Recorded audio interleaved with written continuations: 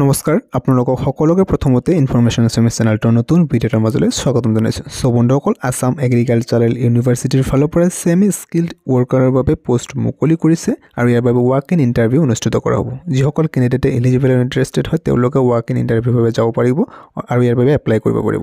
So আপোনালোকক সম্পূৰ্ণ process ভিডিঅ'টোৰ দ্বাৰা জনাৰ চেষ্টা কৰিম। ভিডিঅ'টো প্ৰথমৰ পৰা শেষলৈকে নিশ্চয়কৈ চাই থাকিব।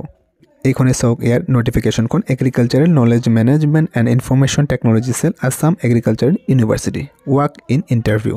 এই walk in interview is scheduled for the role of semi skilled electrical worker in AKMIT cell AAU Jorhat.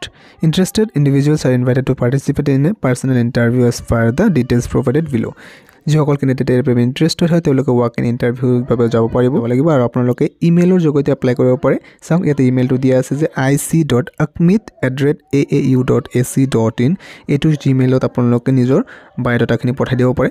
নাইবা আপোনালোকে or bring the completed application at the time of the interview. আপোনালোকৰ যেতিয়া ইণ্টাৰভিউটো লোৱা হ'ব সেই ইণ্টাৰভিউৰ সময়ত আপোনালোকে নিজৰ এপ্লিকেশ্যনৰ সহায়ত সকলো ডকুমেণ্টছসমূহ লৈ যাব পাৰে। পজিশ্যনটো কি দিয়া আছে, ছেমি স্কিল্ড ৱৰ্কাৰ। এডুকেশ্যনেল কোৱালিফিকেশ্যনৰ ক্ষেত্ৰত candidate must have passed at least 10 standard.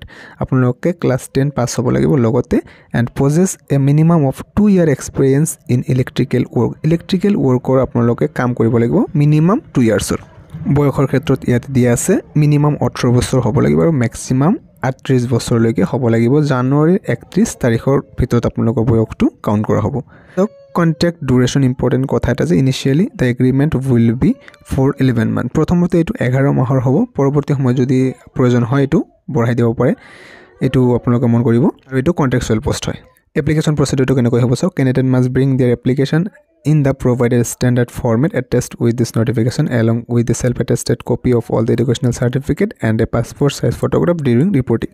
এই তলত যিটো এপ্লিকেশ্যন ফৰ্মখন দিয়া আছে এপ্লিকেশ্যন ফৰ্মখন আপোনালোকে প্ৰিণ্ট আউট কৰি ওলাব লাগিব আৰু আপোনালোকে এইখন ফিল আপ কৰিব লাগিব। লগতে আপোনালোকৰ এডুকেশ্যনেল কোৱালিফিকেশ্যনৰ যিখিনি মেট্ৰিকৰ আৰু ডকুমেণ্ট আছে আপোনালোকে সেইখনবিলাক জেৰক্স কৰিব লাগিব, লগতে চেল্ফ এটেষ্ট কৰি লৈ যাব লাগিব। লগতে আপোনালোকৰ পাছপৰ্ট চাইজ ৰিচেণ্ট ফটোগ্ৰাফো ল'ব লাগিব।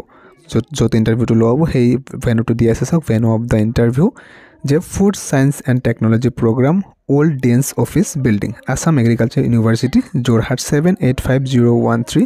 আৰু ডেটটো কেতিয়া হয় আপোনালোকে চাওক, 15 মাৰ্চ ফ্ৰাইডে ৰাতিপুৱা 11 বজাৰ পৰা 15 মাৰ্চ তাৰিখে ৱাক ইন ইণ্টাৰভিউটো লোৱা হ'ব।